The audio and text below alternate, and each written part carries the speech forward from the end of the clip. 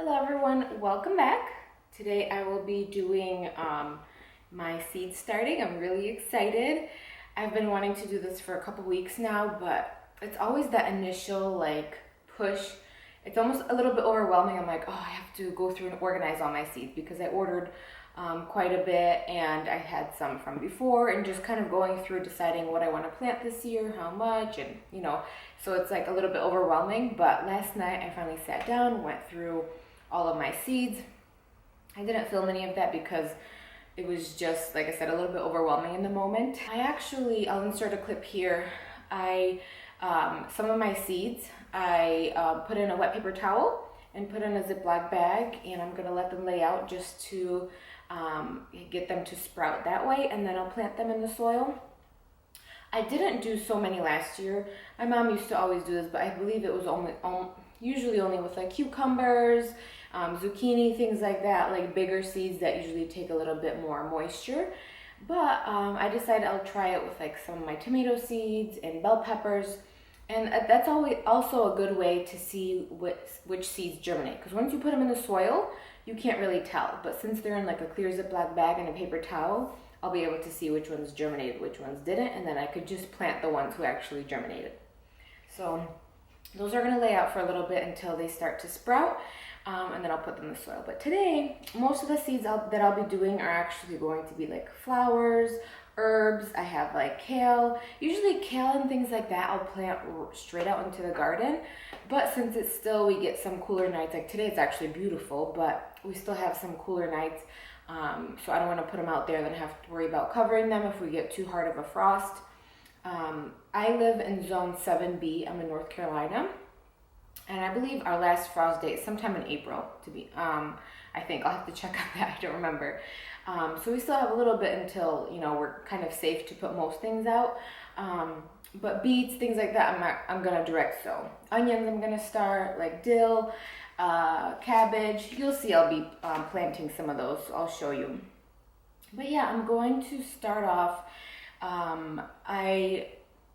If you've watched my video from last year, I probably showed most of this, but I'll just kind of go through it again and show you kind of how I do it and what I use. So I normally buy, this bag is empty because I already dumped it in this bowl, but this, it's the Jiffy Natural and Organic Seed Starting Mix. I don't know if you can see, sorry, the glare. There's another bag on the side I'll use if I need.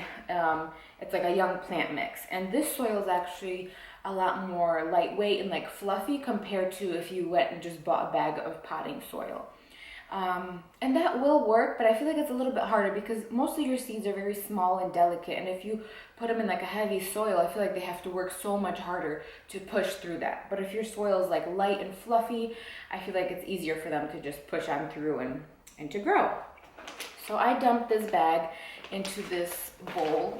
I got this from the dollar store. It's like a plastic little bin, bowl, whatever you want to call it.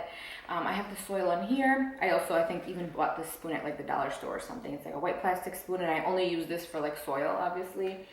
And what I'm going to do is add water in here, mix it up.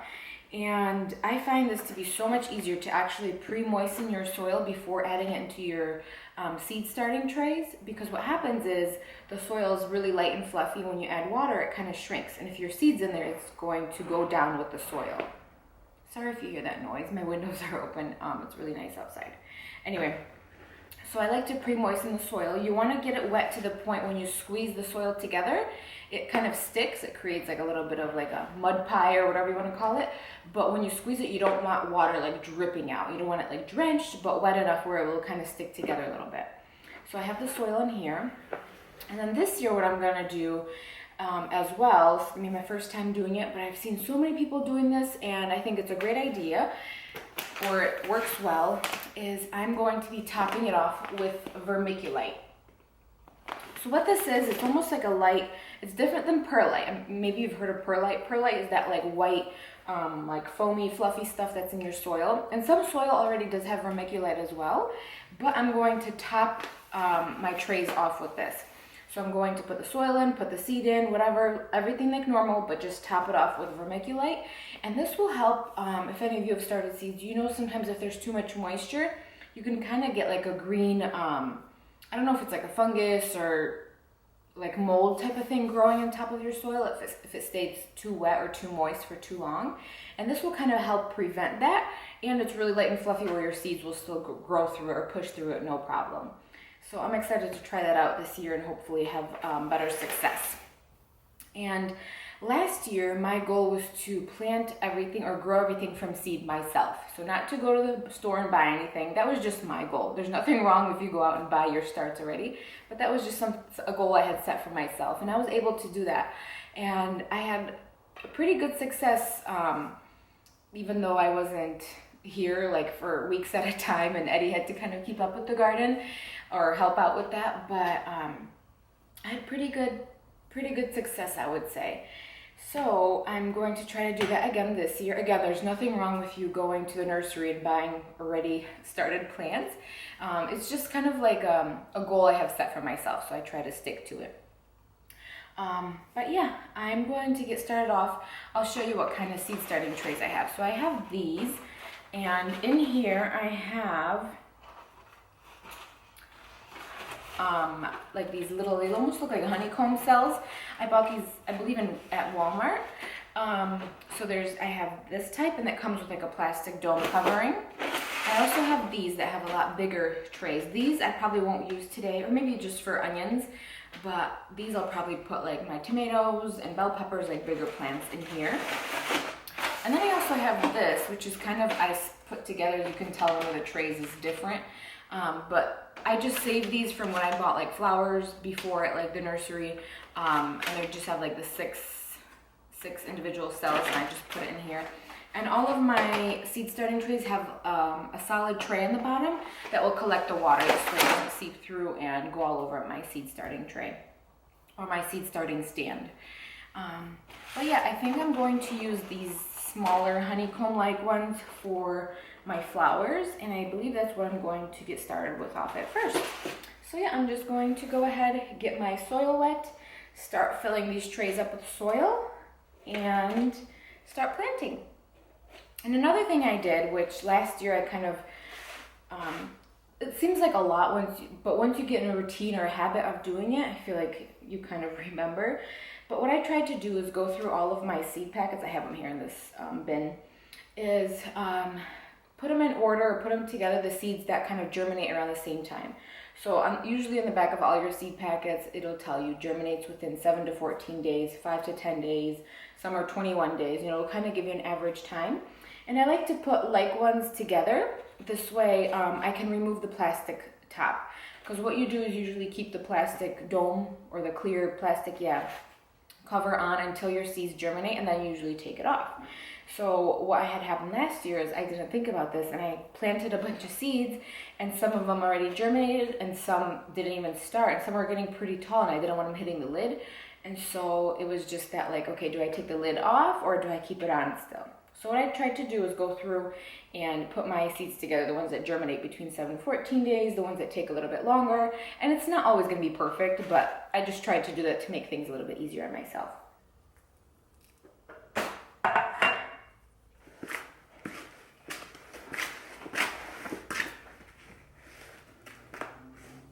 So as you can tell, I'm squeezing it right now, and it's sticking together.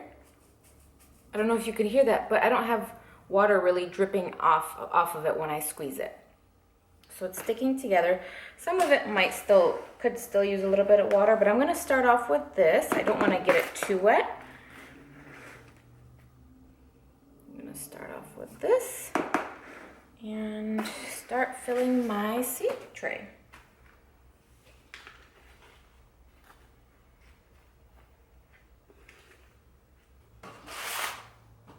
Okay, tray number 1 is filled. Now I just have to grab plant tags and label everything, and I can start planting. Now that I have all of my cells labeled, I'm going to go ahead and start planting. So I went through and just kind of the order of which I'm going to be planting them, labeled them all. This way it's easier and I don't forget what I put where.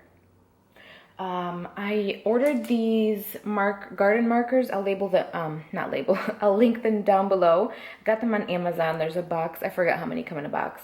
But these are really nice because they don't wear out in the sun, like the label, I used permanent marker and I thought, oh, for sure that'll be fine. But a lot of my labels over time, towards the end of the gardening season, I couldn't read them anymore. So these garden markers actually will last really long, and you can reuse your tags for next year if you want. So yeah, I went ahead, labeled all of that. On the back of each seed packet, it'll tell you the planting depth. So this one's a 1/4 inch or 1/2 inch. And so you just kind of want to pay attention to that. These actually, I planted these last year. They are gorgeous. So they're these pink zinnias, and they were just like glorious. Like my garden was like, these were like the star of the show. And with these, I think I'm going to put 2 in each cell. I was originally thinking to just put 1 seed in each cell, but a couple of these, like I want these all over my garden, so I'm going to put 2 in each cell, and hopefully they each come up. If not, then I'd rather have extra than not enough.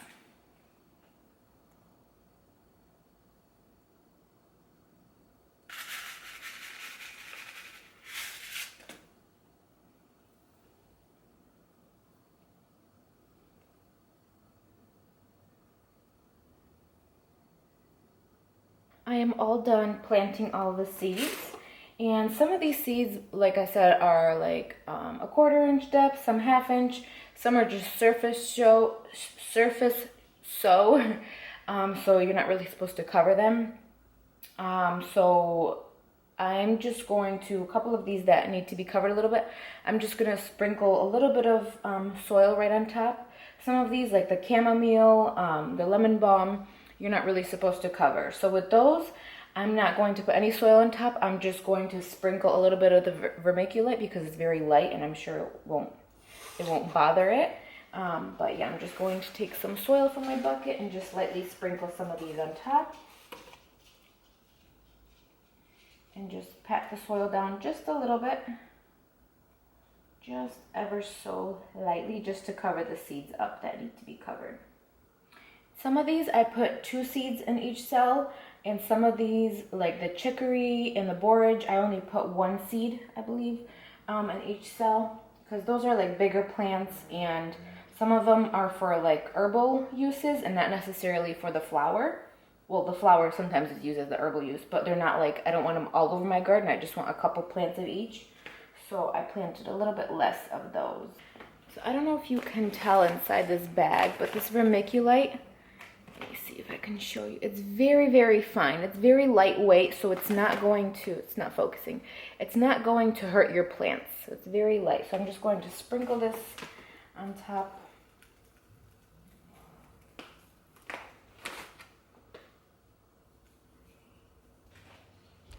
Then what I'm going to do, I just have this spray bottle that has just water in it. I use it just for my seeds. You can buy one at like the dollar store or Walmart. And I always keep this next to my plants. And I'm going to lightly mist the top just because this vermiculite is pretty dry. And you want to make sure your seeds the soil is pretty moist so that your seeds will germinate. So I'm just going to lightly mist everything. So just to make sure the vermiculite is wet. Okay, so I think that's pretty good. And then I'm just going to put this plastic dome or cover right on top. This will help keep some of the moisture and humidity in to help the seeds germinate. And we'll go ahead and bring this over to our seed starting station.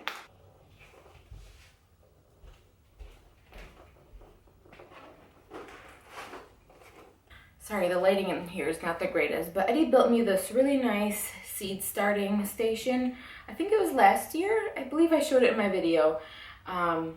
It has the grow lights right here. They don't need to be on right now until the seeds start sprouting. But I will leave the cover on until they start coming up, and then I'll take it off. And I'm just going to check on them pretty much daily and make sure the soil doesn't dry out. You really want to make sure your soil doesn't dry out while your seeds are growing. And I'll just take that spray bottle and mist it like on top to make sure that humidity and moisture stays in there. You don't need your lights on until they germinate, but I might turn them on just to give them a little bit more heat. Some seeds prefer like warmer temperatures. this room isn't like too warm, not too cold, so I might even just turn the lights on just to give it a little bit of warmth. Usually, some people will do, there's special heat mats you put underneath the seeds to help keep the soil nice and warm and to speed up the process. I've never used one, and my seeds have done okay. I know my mom's never used one. I feel like more and more people get more creative and come up with these tools that help help start your seeds. But I do, if you're a first timer, sometimes you think like, oh, I need this and this and this before I can do it. And it becomes overwhelming to the point where you feel like you don't know what you're doing. And I just want to say, you don't always need all those tools. Yes, they help and make it either easier or sometimes a little bit more of a success rate.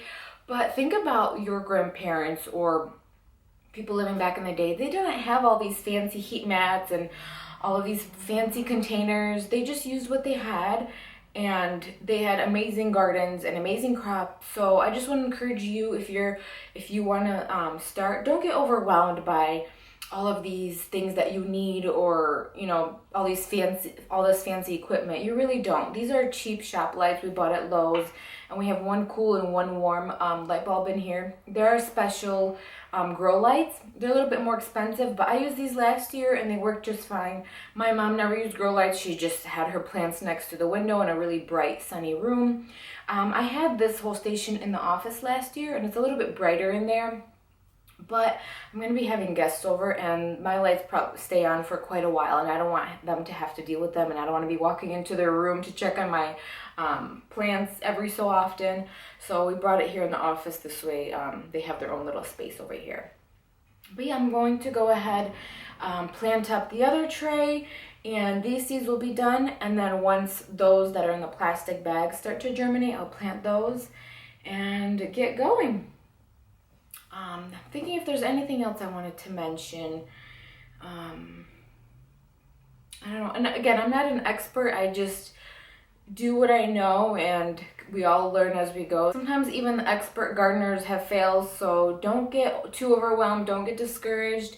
This should be something fun, and I feel like every year we learn as we grow. I'm sorry if you hear that noise. I think there's a car show or something, but these cars are so loud and obnoxious. Of course, it's on a nice, warm, sunny day when my windows are open. But yeah, I hope this video was informative and maybe you learned something. If you have any questions, let me know.